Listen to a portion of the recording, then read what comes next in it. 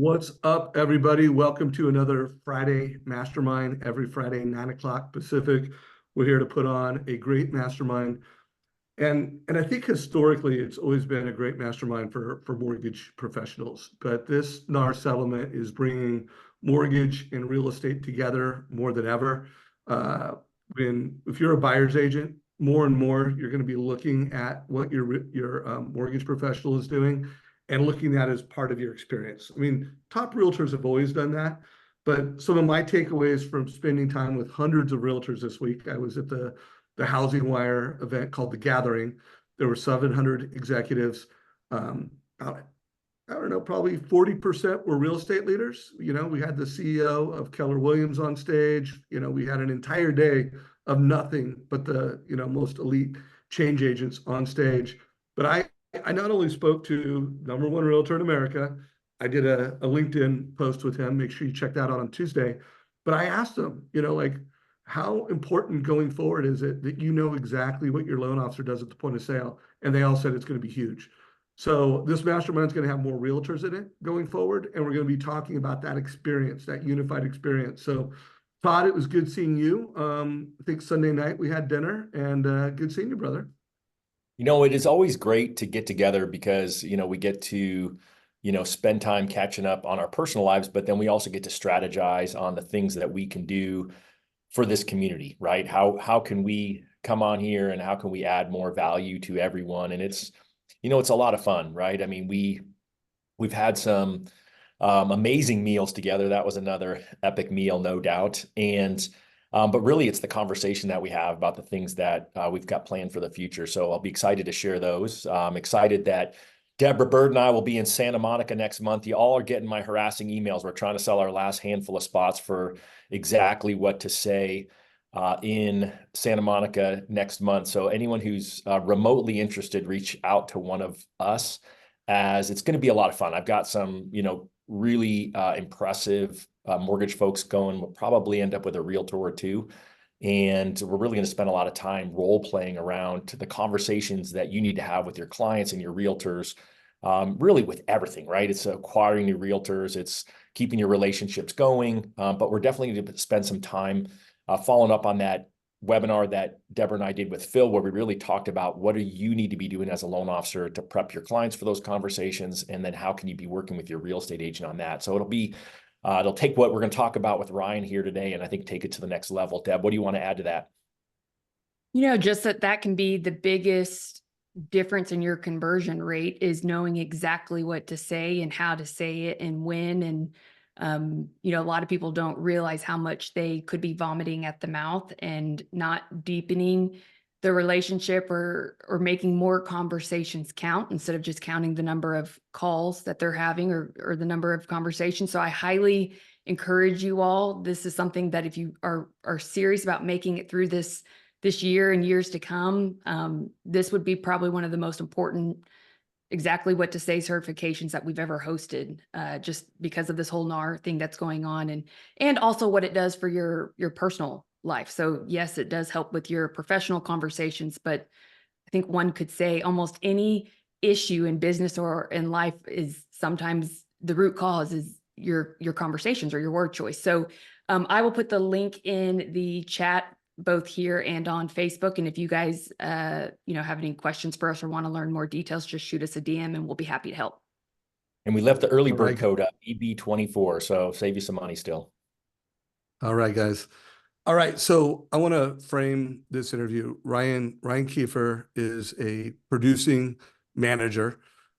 He's got an incredibly successful branch region of mortgage professionals are killing it. He's also a very incredibly successful top producer.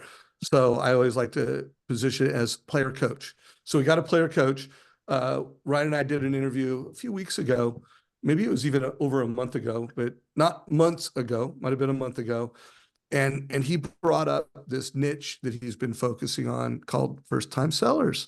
And we all know that there's the biggest niche in mortgage right now is first-time buyers. But I really don't hear too many mortgage professionals or real estate professionals leaning into that niche of what do you do to find first-time sellers? What kind of advice are you bringing to first-time home sellers? Ryan is also a First Home IQ ambassador and a very active one, creating great content. So Ryan, first of all, tell everybody a little bit about your the people you manage, what you're doing, how the market's going, and then we'll get into this focus, the strategy. Yeah, so first of all, it's an honor to be here. You know, you and I have chatted many times over the years, done some interviews. I think this might be my first official Friday call. So super excited to be here with Todd and Deborah as well. And yeah, you know, you and I were chatting probably a month or so ago on a different subject. I think about how I was closing, you know, funding personally 15 loans back in March, and the subject of first-time sellers came up. And, you know, like a lot of folks, we have a lot of first-time buyers and not a lot of inventory here in Cincinnati, right? So the first-time seller thing, maybe somewhat selfishly, we're viewing that as an opportunity. You know, if we could get some of these folks, would be first-time sellers that are, you know, locked up in the house, they're house hostages, they have golden handcuffs because of their low interest rates, et cetera, however you want to frame it. If we could get some of those people to sell and become move-up buyers, we can free up that critical inventory for the first-time buyers and really get that much-needed domino effect going here. Yeah, and Paul just shared it in chat, but the interview I did a month ago with Ryan is how Ryan Kiefer is closing 15 loans this month.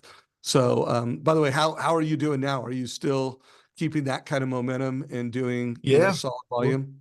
Still plodding right along. 14 for April, it looks like. Got a couple to close early next week. And yeah, we like everyone though, we need more inventory. We've got a ton of buyers and just not enough houses for them. So, but no, we're certainly, I feel like, you know, gaining market share. We've got a team. You were asking about our team setup. We have 14 of us here locally, doing somewhere between 70-75 units a month. So not, you know, quite the numbers we used to do, but pretty good average, I think, in this market if you break that down per LO. And of course, it's 90% plus purchase right now in the current market as well. So how many loan officers did you say? 14 right now. So 14, so 77. Let's do the math on that. 77 around divided five by and a half units per. So, like that. Bro, so if you are a producing manager on this call, do the math. How many loans out of your branch are you doing? 5.5 loans per loan officer in this market that's excellent. You know, you're not in the top 10%. I mean, you're probably in the top 1%. So great job, brother. And I think it is a testament to who Ryan is a leader, and not taking anything away from Ryan. But I mean, some of this isn't rocket science. You know, he is delivering advice, so he's leading by example. So he is a data-driven mortgage advisor who leads by example, and then he creates content. He does sales meetings. He's always pouring into his group to deliver a modern mortgage experience. So, hey, Todd, any questions you have before we just tackle this topic? Anything else you want to pull out of Ryan before we do that? Man, I just want to reiterate what you said. I mean, that average per LO is pretty impressive. So I know as we unpack it, we're going to talk about what you're doing, which I know that means they're doing it as well. And I think that'll be a great benefit for everyone here. Yeah, D Bird, anything you want to ask Ryan or pull out of it before we hit the topic at hand? I just love how he nonchalantly is like, yeah, we're doing like 77 units a month. That's just 5.5, like way above industry average per LO. So kudos to you. I'm excited to learn what you're doing and unpacking that and how you get your loan officers to take action. So kudos to you. Good job. Yeah. Yeah, Sometimes it doesn't feel like that much. You know, it's less than half of what we were doing, you know, a couple of years ago. But I guess that's the market, right? Gap in the game, buddy. Yeah, that is the market, brother, and it's down more than 50%. Yeah, I also thought Deb was going to call out like Ryan rocks on social media. She didn't call that out, but follow this guy on social media. He is an American Dream host. As I already mentioned, he is a First Home IQ ambassador. And then, as you can see, he's representing the No Borrower Left Behind shirt. I do want to remind you, while you can't buy all four of these shirts online, you can buy the one Todd's wearing, the one I'm wearing, and the one Ryan's wearing. We'll put a link down below on the Win by Noon store. You know, make sure you guys are winning by noon. I actually won by 7 a.m. today, and I'm well on my way to winning by noon. Well, all proceeds from the shirts go to First Home IQ, so keep that in mind as well. You're supporting a good cause when you buy a shirt, and you're also attracting attention to yourself. Yeah, I seriously get stopped in the airport all the time, get called out, mortgage coach, what are interest rates? And if I was a loan officer, I'd be like, what's your mobile number? I'll forward you a breakdown. I would be like getting leads, but I always just drive them into, telling their loan officer they should be a mortgage coach. Like, why aren't you doing what this redheaded guy with a mortgage coach shirt told me you should be doing? I do that all the time. So Ryan, tell us about this niche, like why do you have this focus? How did you get this focus? And then we'll break down the tactics, ideas, and maybe we'll even get a script out of you. Yeah, so I actually have some slides to share if that's cool. I can do a screen share here. And Community, do we let? And by the way, everyone, just a reminder: use chat, ask us questions, and use the little reaction. Give us a heart. Do you guys like slides? By the way, everyone on this call, do you like slides? By the way, I will tell you in advance, Ryan, people are going to want your slides unless they suck. And I don't think they might suck. They might not want them. I'll offer them up front. How about that? See if anybody takes me up on that. So Ryan has already said he'll share his slides, and we'll put those in the TrustEngine Facebook group. So let's go. Yeah. So what I'm going to do here is, this thing's kind of evolved. Let me back up. We did a couple of local events here for the team and for our realtor partners. Win Now events. Thank you. Shout out to Sean Herrero for that idea. We did one in November, one in February. The one we did at the end of February, we had 100 agents there. Had an appraiser, myself, a couple other folks that talked. It was a great event. The slides I'm about to share, I'll go through some of them fairly quickly unless anybody has questions or wants me to dive in, but it's really just to kind of set the table. I do want to pause. I hope you guys noticed he got an idea from watching the interview with Sean Herrero. Was it the one where he talked about how he did like an agent presentation, like 170 agents or something? Yeah, he had like 168. Our first one we had 74. Our second one we had like 103. We didn't get to 168, but we were also invite only. We were very laser focused on who we wanted there. Well, hey, that's not the point. I want you, and we will put a link to that interview I did with Sean. It was incredible. If you want to do agent events, and whether you're having 20 people, I'm going to interview Jeremy Forcier later on this afternoon. We're calling it exactly what Jeremy Forcier is saying to realtors about the NAR settlement. And Jeremy is going to be sharing about I think it was a 24-person event that he did yesterday. And he promoted it with 2 days notice. So he got the idea, he put a promotion out, and yesterday he did a 24-hour event or a 24-person realtor event.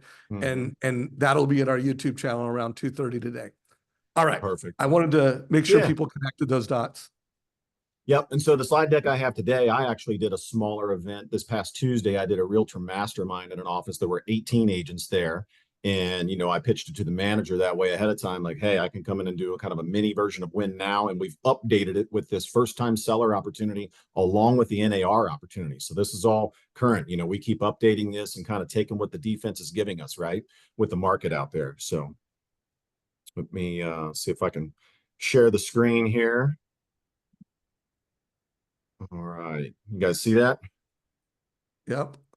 So you guys have probably seen this one before. I think this one's been shared a couple of times, but this is usually how we start the event, sort of get the pain or the problems on the table, with the agents out there, the challenges that we continue to face here over the last couple of years in the market. Folks have a reluctance to give up their low rates and move up.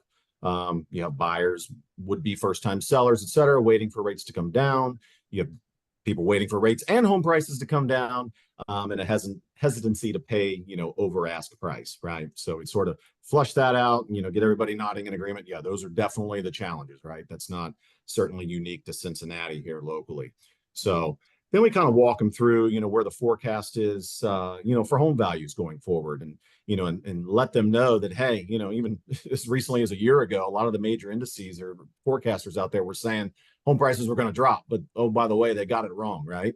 These are at the end of the year, I think we ended up around 5.8, 5.9% appreciation in 2023 overall. And home prices are projected to increase further from here. Not quite as much, a little more sustainable. And this is, Dave, you might recognize these as Keeping Current Matters. Great material over there. from that group that we use in a lot of our presentations. So you see Hey, some various breakdowns here. I do want to interrupt, folks. So Yeah. Keeping Current Matters recently upgraded, what's it called? Bridge Todd? builders. Yeah, I need to switch Bridge over. builders. That's more Bridge the yellow builders. version. Yep. Bridge I need builders. to So make a there's change. a version for mortgage professionals where not only do you get these slides every month, but they actually give you a hey, if I was a loan officer, this is how I would share them with realtors one-to-one and one-to-many. Todd will put a link down below or tell you who to email to learn more about that. But Yeah, they'll give our community a free trial. So I'll throw the link in here. It's a 30-day free trial. You might as well sign up. It's the best content you can get because we all struggle with what to talk to our realtors about. And so it's just going to give you that information on steroids without me giving you a full commercial. Absolutely. No, it's great content, great site. So this, at least, real estate's local. So Cincinnati, as much as we love to hate Zillow, we like this slide. We're one of the hottest markets in the country going forward. So as we're, doing these presentations, we're certainly letting, both realtors and buyers, because sometimes we'll use this as a client facing, deck as well, if we have the time. But going back to that couple slides before, where even though the projections are 2%, 3%, and 4% for appreciation, not quite as hot as we were seeing the last couple of years, that still compounds up to 18% over the next 5 years.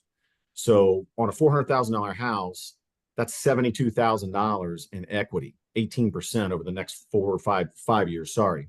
So for someone who's thinking about waiting for interest rates to come down, does that make sense? The goalposts are just going to continue, to move further and further out on you, which we'll see a little bit later on, in some TCAs, buy now versus wait, those types of things. So, and again, I'll share these slides with everyone at the end. So, Dave, I know you know this one. So, tsunami of buyers coming directly at us. This is not going to cool down anytime soon in terms of the demand that is out there with first-time buyers. We've got the millennials still, the younger millennials, with Gen Z right behind them. So, I saw a stat, Deb and I were talking earlier about some recent stats. Millennials just hit 50% home ownership rate, which is awesome. But that still means, if you have 73 million millennials, that means there's still almost 36 million of them that are renting. Recent survey I saw this morning, 85% of millennials that are renting want to buy a house in the next 3 years. So put a pen to that.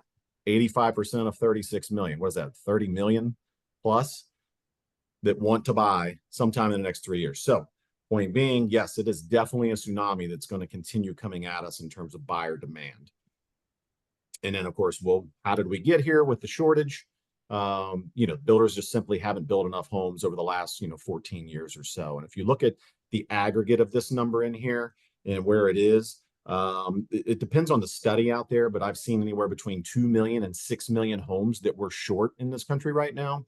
The most recent two studies I saw, Bank of America and Fannie Mae both said 3.9 million and 4 million respectively. So that's right in the middle of there. So call it 4 million homes that we're short. So, we're not going to see that problem change anytime soon because the builders just aren't keeping up, right?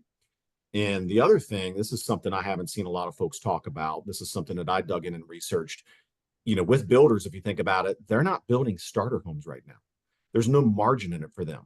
When you look at the average cost of a lot for a builder is about $85,000, at least locally here in Cincinnati. It might, of course, vary around the country, but our first-time buyer price points here are $250 to $300. How are they going to build a house at that price point when they've got $85,000 already in a lot? And you look at the cost of construction, materials, labor, that sort of thing. So you look back in the 1970s at how many starter homes were being built each year versus, the last decade, down to 55,000 starter homes a year. So this is really presenting a problem for first-time buyers, right? So even though we have some new construction coming on, it's not for them. So we really need to free up inventory for the first-time buyers, hence the whole first-time seller thing, which we'll get into here in a second. Just trying to set the table, set the field for kind of how we got here. Some other great data out there. So for folks that might be thinking about waiting to buy, this is the whole rule of thumb where every 1% in rate equals 5 million buyers either way. So when rates go up 1%, 5 million buyers are out of the market because they no longer qualify. And inversely, when rates come down, every 1% they come down, 5 million more people qualify that way. So point being, for those that are waiting, they want to say, well, hey, if rates are at 7 today, I don't like that. I want to wait until they get back down to 6, and then I'm going to buy. Well, okay, you're competing against 5 million more would-be buyers. The other rule of thumb, and I don't have this on a slide, but this is great for your realtor partners and also buyers alike.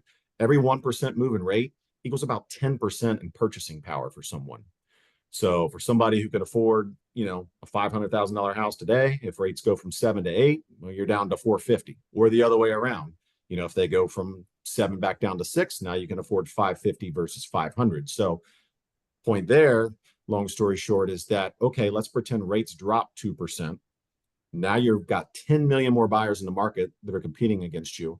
And oh, by the way, you can afford 20% more home, which is a good thing. But what do you think that's going to do to home prices overall? If you're competing against 10 million more people and they can suddenly afford 20% more house, home prices are going up. They're not coming down, right? So just sort of painting the picture there. This one I love. I forget who shared this one recently, but it's, the old urban legend, and even I bought into it. Well, it's a presidential election year. Rates are going to come down. Just wait until then. Well, if you look at the history, that's never really happened, except for maybe 2008. We dropped a whopping 0.8% in rate, but I think we had a few other things going on in 2008, didn't we? It wasn't just the presidential election. We had some Fed intervention there, et cetera, et cetera. So you can kind of get the gist here. I won't dwell on a bunch of this stuff. Like I said, I'll share the deck with everyone, but I wanted to get it in the meat and potatoes. But, point being that over time, home prices typically do very, very well. Dave, I know these are near and dear to your heart. The housing piece of net worth is crucial. This kind of follows or flows into first home IQ and the housing portion of net worth for folks. We talk about that a lot. We talk about the net worth of a homeowner versus a renter and how that gap is widening, right? Can you pause on these 2 slides? Yep. So, one of the things that I absolutely vetted out at this event that I was at with housing, I talked to countless realtors. I've interviewed countless realtors, and the typical buyer agent's unique value proposition is, I'm a local market expert. I am a great negotiator.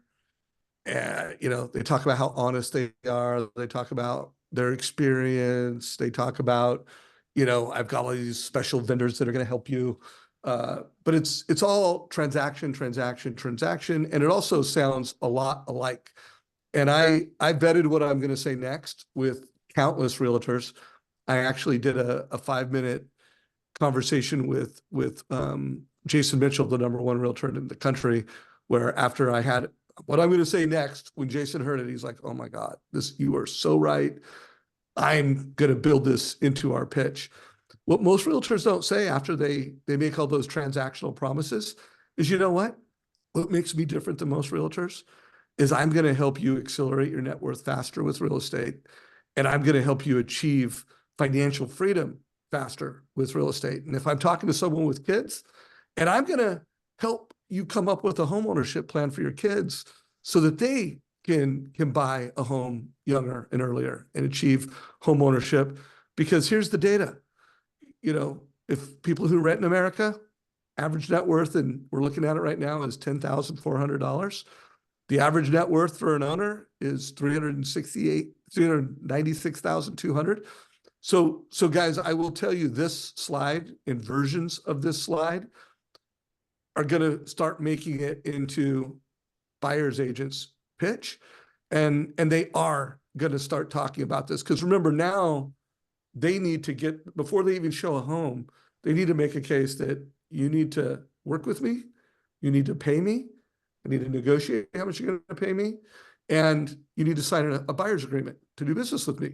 So this whole, I'm going to help you achieve wealth faster is going to be a tremendous value prop. And for everybody that's in this community, you're all mortgage coaches. So Ryan, it's great that you had these slides in here. Just giving you some feedback. I don't know where I'd put them, but I would be really strategic so that as I'm going through, call it macroeconomics that are countrywide, and then there's micro, what matters in our market. And clearly you've got it in the pitch, but I would want to put an exclamation mark, and I'd want it to be like in my opening, and I want it to be in my closing, because I'm going to want them to see me like, hey, I'm a conversion partner. And every time you refer me, I'm going to make you look like a hero. And I'm going to help your customers understand how we together are going to help them build wealth faster than other realtors, and how we're going to help them achieve financial freedom faster. So anyways, I'm glad that you were doing your pitch, and I was like getting my slides ready, because if you didn't cover it, I was going to be like adding this, but I just wanted to put a big explanation around this. Also, we got D Bird on the call. This makes for incredible social media content for both realtors and loan officers. Any thoughts on anything you've seen so far, Deborah? Yeah, I read a stat this week, one that 12,000 people a day turn 35, and that is the average first-time home buyer age is 35-year-olds. But I also read a stat that for the first time this month in the survey, that people have now started to say that the reason why they're delaying homeownership is now because of interest rates. And so it just made my heart cringe, but also fuel with fire at the fact that that just means we need to be more loud, more vocal on social media as the largest digital classroom out there, where most people spend their time and attention, where we've got to get more information to them quicker, faster, of the cost of waiting and how delaying this opportunity of wealth, what that could cost you, and what this wealth could help solve for some of those who are at that age of, say, 30 to 35, like what's going on in their life, that if we could get to them sooner, faster, like we mentioned this in the Facebook group, Dave, this is why I'm so passionate about First Home IQ, because we've got to get to people quicker so they don't buy those cars that are at $1,000 a month. That's delaying them thinking they can afford home ownership and just building the wealth opportunity. So they clearly are believing these misbeliefs and, headline news. And that just means we have got to come together and be bolder, braver, and louder on social from an educational standpoint.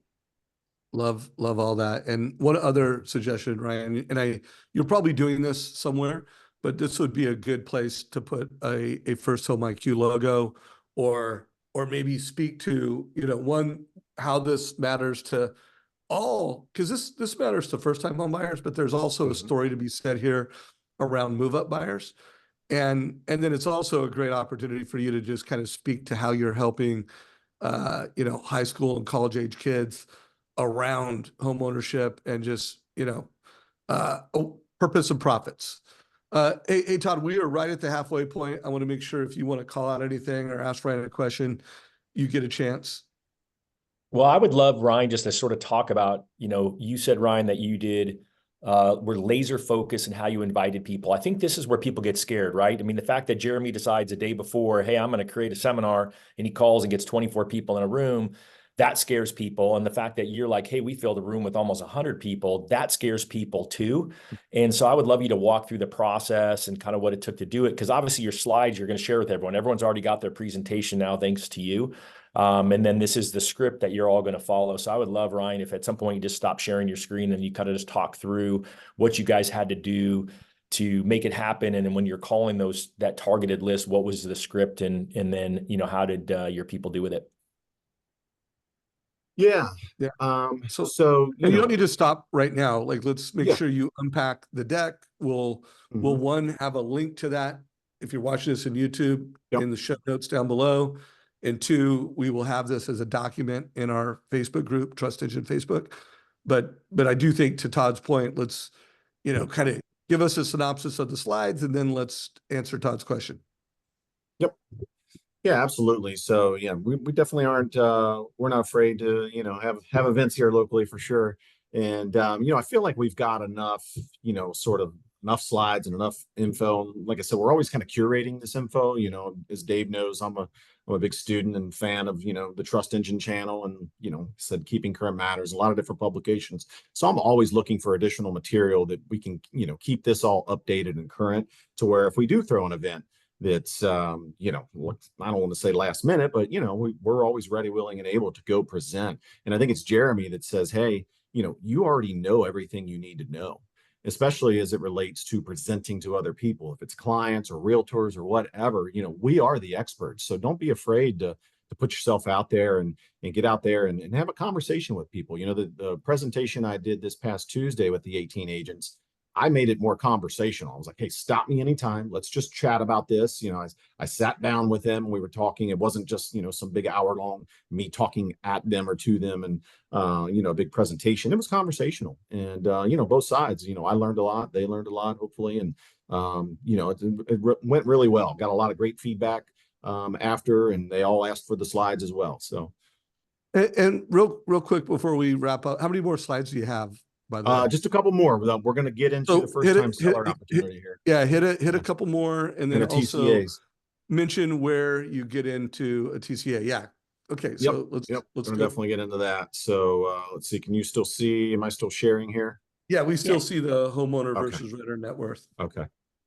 All right. So the opportunity. So you start looking at existing home sales over the last 4 years. So go back to 2020. You know, if you add those numbers up, we'll bore you with the numbers each year, but you go back to 2020 and 2021, et cetera, a little over 20 million existing home sales. I think it's like 21 million through 2020 through 2023. And then you got another, call it 2.5 million new home sales that aren't on here. This is only existing home sales.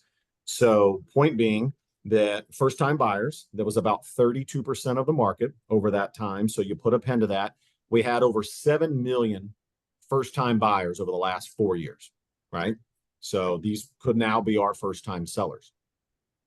All right, so let's take a look at a recent survey that said 90% of millennials that were first-time buyers over the last 4 years were unhappy with some aspect of their home purchase. So in the survey, what did you regret about buying your first home? You know, number one was bad location. Number two, bad neighbors. Kind of go hand in hand. Interest rate too high, you know, outgrew my home too quickly. Deb was just mentioning that earlier. Recent survey this morning, because, you know, if you think about it anecdotally, I know this happened in our market. A lot of people kind of settled. They bought for the now. They didn't buy for the future. They didn't buy the house with the extra bedroom to grow into it. They just kind of had to settle because there were multiple offers or what have you for the home that suited their needs at the time. So in a lot of cases, they've outgrown those homes, right? So, you know, maybe they've had another baby since then. Maybe, you know, they want a home office or a home gym. Maybe they want a swimming pool now.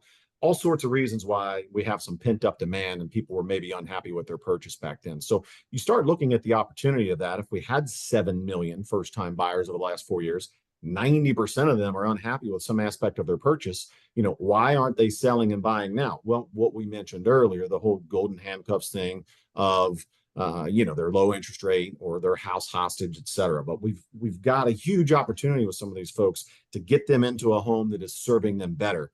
It's just, you know, it's an educational opportunity at this point. So Dave, here's some TCAs for you. I don't know if you have any questions in the meantime on the other slides we just shared before I dive into this. Yeah, no, this is great. And I just want to connect this, guys, to speed to need. Yep. You know, he's addressing what is one of the most common needs of buyers is like, hey, should I buy now or should I wait? And so he's proactively getting to that need of the market, and he's showing realtors how he's doing that. So love it. Any color you want to put around it? Yep, exactly. Speed and need, because if you wait until Sales Boomerang or Monitor Base or whatever system you're using, if you wait until it gives you an alert they've listed their house, it's often too late for you as a loan officer, right? Or for our realtor partners, because they're moving on with somebody else. So this example here, this is a buy now versus waiting. So for something, this is for Cincinnati, you know, our price points might be a little lower than others, so don't make fun. 300,000, sort of that's our average price here currently in the market. So you see buy now, 30-year fixed, 20% down, what that does there in terms of monthly payment, cash to close. And then you have the middle column. What if someone wants to wait a year for rates to drop? Because, you know, a lot of folks are thinking rates are going to be lower, although it's looking like higher for longer right now, right, with the Fed. So if they wait a year, yeah, rates are lower, the monthly payment's a little bit lower, but look at the price of the house. At least here locally, it might be a good 10% higher. Cincinnati, and I took a lot of the local slides out of this deck today, but we're one of the hottest markets in the country. Our days on market are only 4.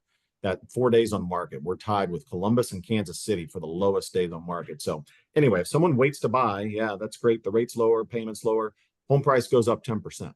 What if we buy now and then just look to refi in a year or two when rates drop? You know, now we've got all that equity, right? We've locked in that lower purchase price, and now we also have the lowest monthly payment. So, you know, the cliche, it's somewhat maybe overused at this point, date the rate, marry the house, divorce your landlord. There's a bonus maybe some of you haven't heard for your first time buyers who are renting. But the more updated version we've been using locally is lock in your purchase price. Let's help you lock in the price of your home versus waiting. And the goalposts are going to continue to move on you. Prices are going to continue to go up more than likely. So let's lock in your purchase price, and then we'll proactively manage the mortgage. We'll manage the debt for you and let you know when there's an opportunity to do a rate redo, I think as Denise says, slash refinance, sometime in the next year or two. So Dave, any comments on that one or questions? Other than I just thought we got a little exactly what to say phrase that he just used, and for any like being able to say the right things matters. And just a reminder on the workshop that Deborah and Todd are doing, you want to learn exactly what to say at the right time. It's a great place to do it. So no, I dug it. Are you doing? I'm going to be interviewing Jeremy later on, and he had mentioned that he's doing a TCA showing how to pay the realtors comp, kind of like Dan I've got and Sean one. are doing. That's the last one I've got in here. I've got the next one is our move up buyer, our first time sellers, the next TCA, and then I've got one around NAR here in a second. Oh, and we'll cool. wrap up with that. So this one's going to be our move up buyer with an equity conversion strategy. And what's funny is the more we've been talking about this, we're seeing this actually, come true. We've almost manifested this. I had a client last weekend that was moving up from a 300K house. He went into multiples, ended up paying 620 on a 579 list. We got an appraisal gap in there, used the mortgage coach to spell that out. But we did equity conversion, which I'll get into here for those that aren't familiar. We're paying off a couple car loans, that kind of thing. So this opportunity here, real world, we've got someone who maybe bought a house, 5-10 years ago. And think about this as well, gang, what we haven't talked about. These would-be first-time sellers, folks that bought in the last 4 or 5 years, they've got a ton of equity. Does anybody know out there what average home prices in this country have done since 2020? They're up 47%. It's a huge number. So, we had the bulk of the millennials because home sales, we had way more home sales in 2020, 2021 than we've had in 22 and 23. So those folks that bought 3 and 4 years ago have a bunch of equity. So yes, they've got a nice low rate perhaps that they've locked in at a low payment, but let's take a look here at what they could do if they wanted to move up and buy a bigger home, a home that better suits their needs now, right? So this middle column, we've got, hey, you just want to take that equity from the current house, put it down on a new 400K house, rates are higher, payments going up. Yes, there is a bit of a tax benefit. We've got a bigger mortgage with a higher rate. Make sure you're checking that box or at least entering in, their tax bracket info. Mortgage Coach does a great job of allowing you to look that up. There's a great tool in there for that. But then what if we went on the last column and we did an equity conversion? What that means is, hey, you don't have to take all the equity from your current home and put it down on the new home, right? You don't have to. We can do other things with that. So in this particular case, we went out there and cleaned up some of their other debt. Deb alluded to this earlier. 18% of car loans in this country have a payment of $1,000 or higher. I think the average new car payment is about $786 a month. Credit card debt is at an all-time high. Interest rates are up in the 20s on credit cards. So there's a lot of potential and ability for us to help people, create more wealth just by having these conversations, right? So in this case, we pay off somewhere north of $1,500 a month in debt. For this client, they only put down 10%, put down $50,000. Yes, their house payment's going up by $2,300 a month gross, but there's a $500 a month direct tax benefit there. So net, it's only $1,800. Well, we just said we saved them $1,500 by paying off other debt. So now they get into a $500,000 house for only $300 more a month. And again, this is real world. We're doing this every day in our market right now. And, now you've got appreciation cooking on a $500,000 house instead of a house that's $275,000 over here, not to mention the quality of life because, oh, by the way, their current home wasn't serving them. And then I would also encourage you to use the net worth piece here within Mortgage Coach, right? That's a great illustration point for somebody like this, what that does to the net worth over time. It's over an extra $100,000 that they're going to have in net worth over the next 10 years by buying the bigger home. Yeah, the interest rate's higher, but so what? Is it all about interest rate or is it about net worth at the end of the day? And real quick, Dave, before we pause, I've got a a marketing piece we put together on this to try and simplify this for people, just kind of the cost of waiting. If you look at, both of these couples own a $300,000 home. This couple up top went ahead and sold it for a $500K home for their growing family. You look at the value, the equity gained at 18% total over the next 5 years. And then you've got this couple here. They were scared of higher rates, possible higher payments, stayed in their current home. So, obviously they're giving up some additional equity gain there by staying put in the current home. So sort of a simplified version of the TCA that we just went over. Cool. Well, I mean, you did a really nice job of sharing a great presentation with slides. I do want to make sure we get to Todd's question and, I think hopefully everybody, go ahead. Did you, I don't think. Yeah, last one here I've got real quick, if we've got a second for it. We've got the NAR settlement. So this is the latest and greatest. You can see here, this is the new Mortgage Coach template. So, we just added this one in. So, and I know a lot of folks are already doing this or have presented on it, but we've got here, let's say we've got a $400,000 house, 10% down payment.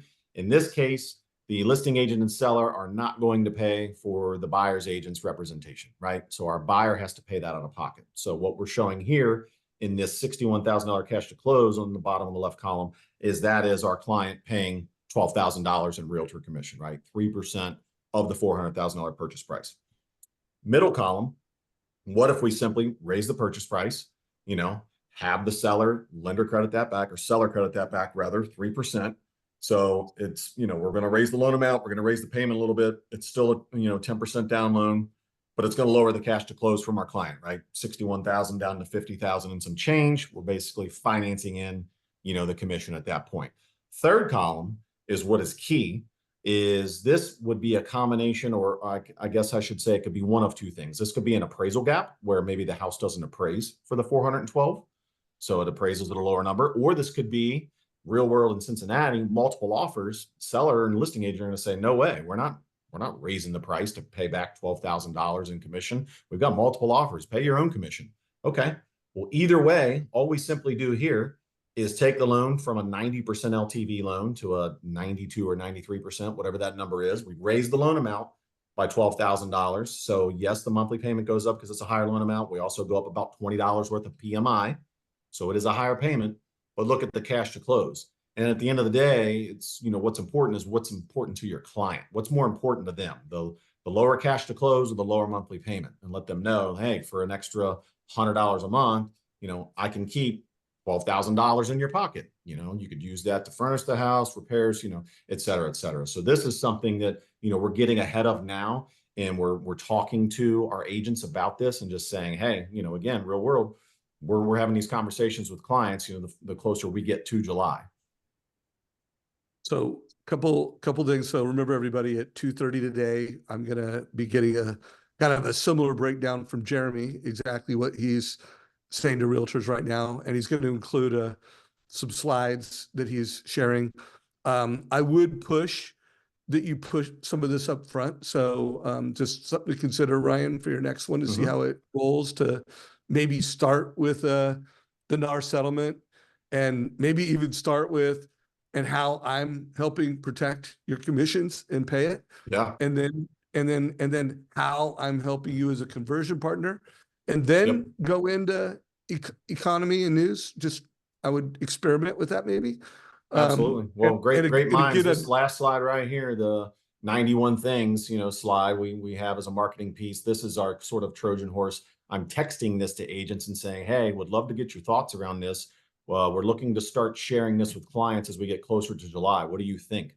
And we're just starting a conversation, and then we're using that to, hey, you got 10 or 15 minutes to grab coffee. I've got a lot more color around this. I've got ways we can price, your commission into the loan amount or finance it into the deal, et cetera, et cetera.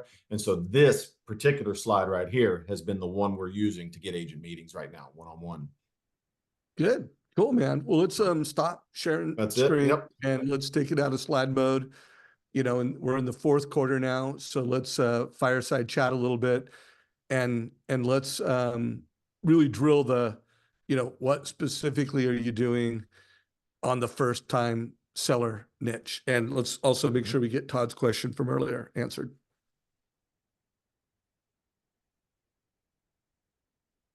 Ryan? Yeah. What was Todd's question? I'm sorry, I Oh, was just looking at him and he's gone. oh, okay. Well, let's just do the first time seller, because I mean this was a great kind of realtor presentation, but Yep. what are you specifically doing to help niche first time sellers?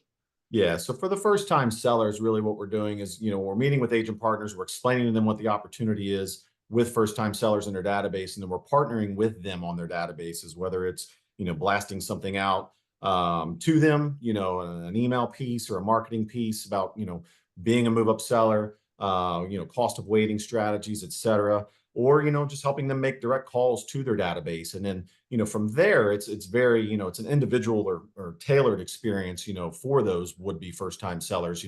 Hey, is your home serving you well? For some of them, yeah, they don't want to move, but for those that want to move and they're just feeling like they've got those golden handcuffs from their low interest rates, we're walking them through some of those alternatives, with their financing, whether it's the equity conversion strategy, paying off some other debt, just kind of showing them what the options are. And some of them, their mind is blown, their eyes are open to what those opportunities are, and they want to move right now. Others are like, yeah, I get it. That's great. I'm still going to wait and see, if rates come down a little bit, but it's, at least it's a touch point, and it's us becoming, true partners, with our realtor partners and trying to help drive not only incremental sales, but also drive some additional inventory.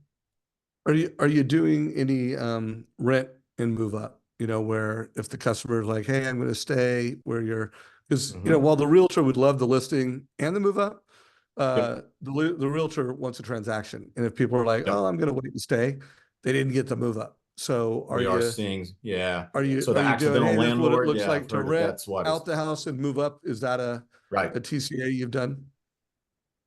I don't have any TCAs on that one. We're not seeing that as much in our market. We've had a few people do that. Want to keep, because like, well, I don't want to give up my 2.75 rate. Well, you don't have to. You can keep the house. You can rent it out. Maybe we do an equity line on it right now to help you free up some funds for the down payment, et cetera. So we have had some clients do that for sure. Okay, cool. And then Todd, I think I don't want to. Your question was, well, was your question how are you getting people to show up to these? Or if you could remind them on what that was. Absolutely. I mean, really, just I think that's what scares people from doing it. They're always like, "Oh, it's just too hard." And so I was just wondering, did you guys send out some emails? But it sounded like you guys were hand-to-hand combat, just calling and inviting people. And so just would Yeah. love to hear what that looked like, and if you have a script for what you and your loan officers used. Absolutely. So the first one, it was all like you mentioned, hand-to-hand combat. It was all just directly because we didn't want to open it up to just social media and blast it out there and maybe get, how do I say this? Maybe get people who weren't doing a lot of business, and just coming out for a free breakfast or whatever. Just call it what it is. So we were a little more laser focused on who we wanted to invite. And then the second time around, the reason we were able to drive more people there is that we had such a good turnout and really good feedback off of the first event that we had the local board of realtors get behind the second event in February. They, kind of put their name behind it, sponsored it, blasted it out to their database. So what we did there is we started marketing that one about 30 days out to the agents we all wanted there. Out of our 14 LOs, I told everybody, hey, get 5 agents there, whether it's agents, you're working with already and you want to do more with, or maybe it's somebody you're working on that's not sending you a lot of business. Let's get them there. And let's tell them that this is a pre-sale code of sorts. Like you need to hurry up and reserve your seat because the board of realtors, once the event's 2 weeks out, is going to blast this to their whole membership, which is what happened. So we got about 70 people there that were invite only. And then the other 30 to get us right at 100 was from the board of realtors and their blast. Yeah. And Lisa said, so this is really hitting both seller and buyer concerns. And yeah, he did do a presentation that really did both. And then just hopefully everybody connected the dots. I mean, the first time seller strategy, I think it's as simple as making targeted calls, with you or your realtor, or even tell your realtor that, hey, I'm willing to reach out to these people and let them know that, hey, I've got why move up now? Why sell and move up? Call it the move up TCA, call it the equity conversion TCA. And I've also got, if they're absolutely not in the position to do that, or they don't want to do that, where, hey, you can rent out the house and move up. At the end of the day, agents just want to, be able to make that promise. I'm going to help you accelerate your net worth and achieve financial freedom faster. And I've got a mortgage advisor as a partner that can help do that. And by the way, another thing that we came away from the Housing Wire event with super clarity on is that realtors need to stop being realtors and they need to become real estate advisors. They need to stop selling homes, start selling net worth and financial freedom. Same thing we've been saying to loan officers, stop selling loans and start selling net worth and financial freedom. You're gonna have a lot more success. Todd, Absolutely. did he get that, or do you want to add more to that, or do Yeah, you want to ask another no, I question? think that was super helpful, but I really want to call something out because it's kind of along the lines of what you just said. I mean, one of the things that Ryan has in the presentation is he talks about building a bigger asset footprint.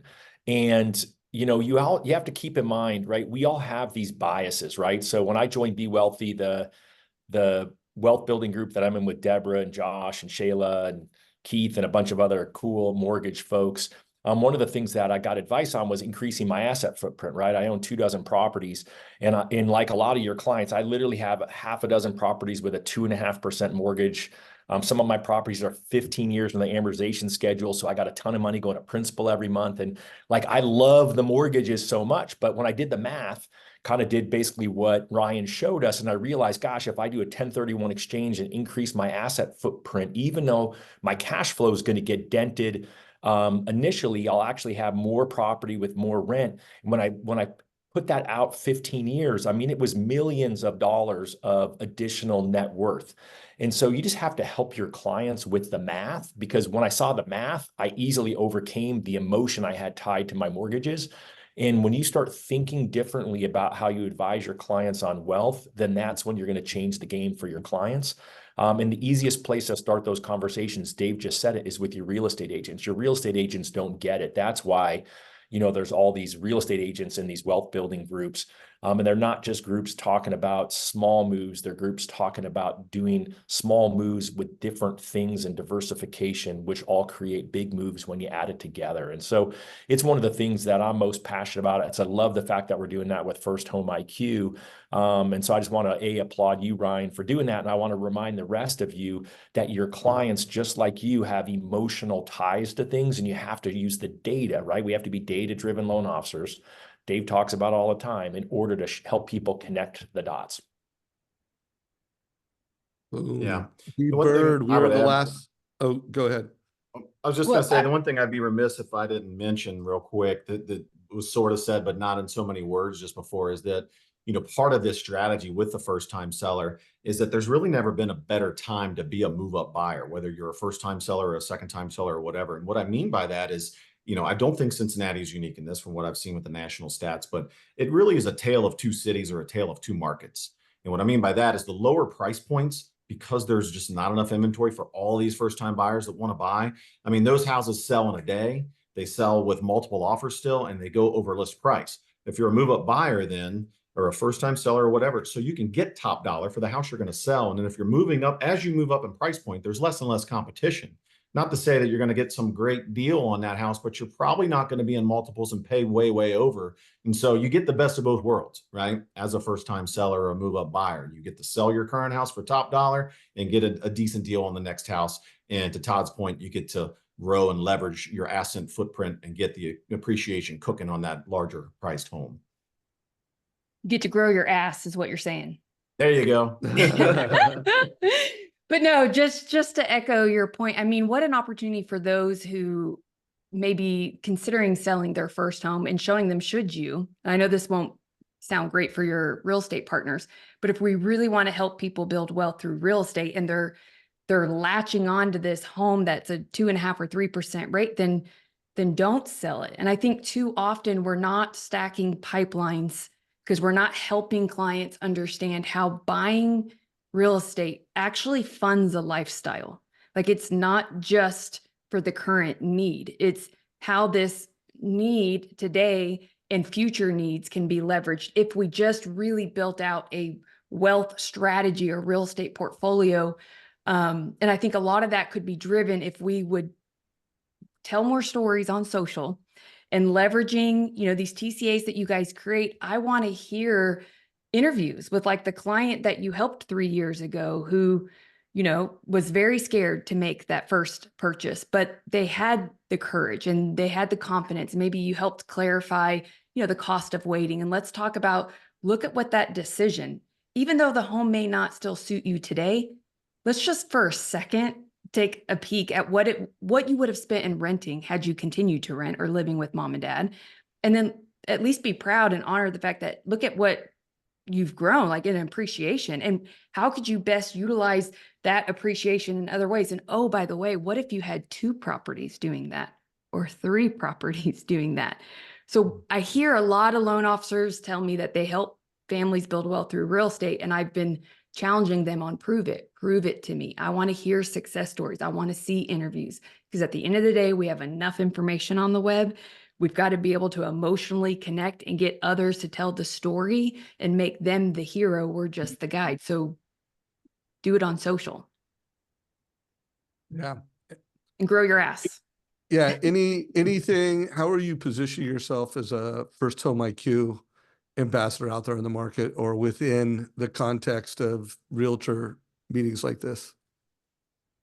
So yeah, that's something we've just started getting into here locally, and mentioning that to realtors, that is a great new nonprofit, that we are 100% behind here locally, and wanting to partner with them on, doing seminars and doing different things, educational pieces, and, driving people to the quiz, and just really getting it more well known out there in the market, and getting first home IQ out there. It's a tremendous opportunity, and we're getting first community mortgage behind it too. We're working on that.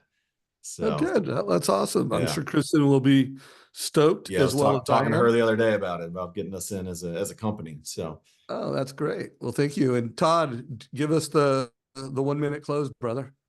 The 1 minute win by close. noon, 1 minute close. The 1 minute close to win by noon. I would say this, right? I mean, Ryan's given you all a gift of these slides. They'll be in the file section in the TrustEngine Productivity Mastermind group on Facebook. And the bottom line is this, is that you now have the presentation. You just got to get that out there and give it. So be like Ryan and then plan ahead and be super targeted, or be like Jeremy and do it the day before and make some calls and do something that's a little more informal. It doesn't matter what you do. It could just be you sitting with one realtor at a coffee shop, but just do it. The bottom line is it's amazing how many people I know, myself included in the past, have gotten gifts like this and then not put them to use because we want it to be perfect. We want it to be different. We get stuck. And I think you could all find one realtor next week to sit at a Starbucks with, sit in your office with, maybe 2 or 3, and walk through this presentation and help them be better. You can walk your clients through this presentation. You've got all sorts of opportunity with this presentation, and I'm just going to encourage you to do it, and then to figure out and watch Deborah and see what she's doing on social with this type of stuff, because ultimately in the end, you also need to socialize it, and there's no better person than Deborah and Plug and Play to do that. All right, guys. So hopefully you got tremendous value from this. I want to remind everybody that if you go to savageinsights.com, whatever the next interview I'm doing will be at the very top. That'll be the very top one, whatever's coming next. I'm always putting the Savage Insights Mobile Club a couple times a week. I am sending coaching messages, things that will help you be more successful in the market at hand. Also clips, short form videos to some of this. So sign up for that. And then the third item will always be whatever the hottest video, I think. Like if there was 1 hour that you had this weekend's coming soon, you had an hour, like what's the one Mortgage Coach video? So, and then of course, we've got links to get shirts. We've got links to do anything that we think is valuable for folks. That shirt this guy's got on. Thank you for everybody for tuning in. If you could, as you leave, give us a little reaction. If you thought it was a thumbs up, if you thought it was a heart, give us a reaction on Zoom. And look, we're getting lots of thumbs up, lots of hearts, some party hats. Good. We're not getting in some applause. So Ryan, thank you, brother. I really appreciate you. Todd and Deb, I'll see you next Friday, and if not sooner. Take care, everybody. See y'all. thanks, guys. See you. Balloons again.